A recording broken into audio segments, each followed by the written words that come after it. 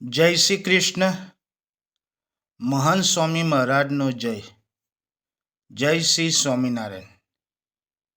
હિંમત ના હારો. ખૂબ સુંદર આ વિડીયો છે, તો આ વિડીયોને ધ્યાનથી જરૂરથી સાંભળજો.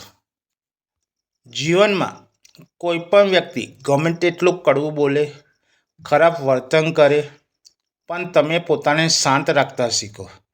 કારણ કે તડકો ગમે એટલો પડે, તે દરિયાને કોઈ દિવસ સૂકવી શકતો નથી.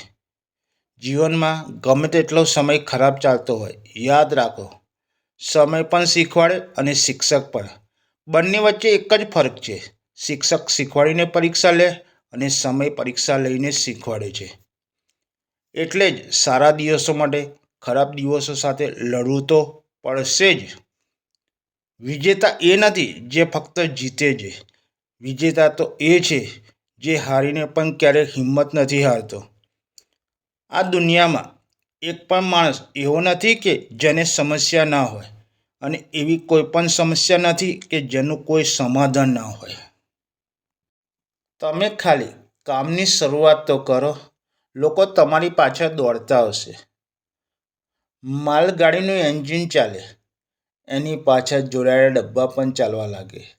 જેટલી ઝડપી એન્જિન દોડશે, એટલી જ ઝડપે ડબ્બા પણ દોડશે. જેટલી તાકાત ડબ્બામાં ના હોય એટલી એન્જિનમાં હોય છે. નિર્ણય તમારે લેવાનો છે. એન્જિન બનીને આગળ રહેવું છે કે ડબ્બા બનીને પાછળ રહેવું છે. સફળ બનવા માટે ફક્ત એક જ ઉપાય છે જેનાથી ઝડપી બની જવાય, અને એ છે જવાબદારી સ્વીકારવી, જે આજના માણસો માટે મુસીબત સમાન છે. દરેક માણસ માટે ફક્ત એના વિચાર જ બધા તાળાની ચાવી છે. જેવો તમારો વિચાર હશે એવું તમારું વર્તન અને વ્યવહાર હશે. એટલે જ માણસ ફક્ત પોતાના વિચારો બદલી દે તો એનું જીવન આપોઆપ બદલાઈ જશે. અને કહેવાય છે કે આપણા વિચારો એ જ આપણા કર્મો છે.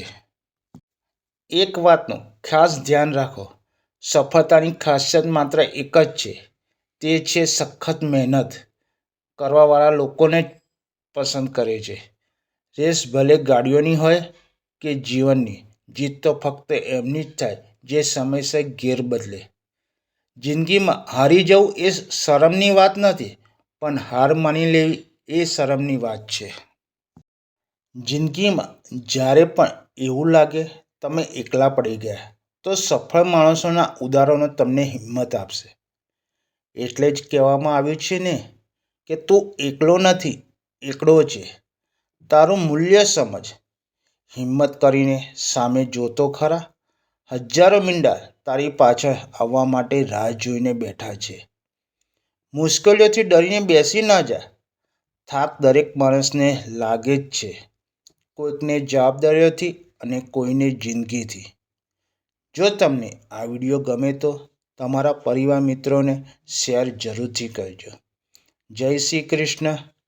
જય શ્રી સ્વામિનારાયણ.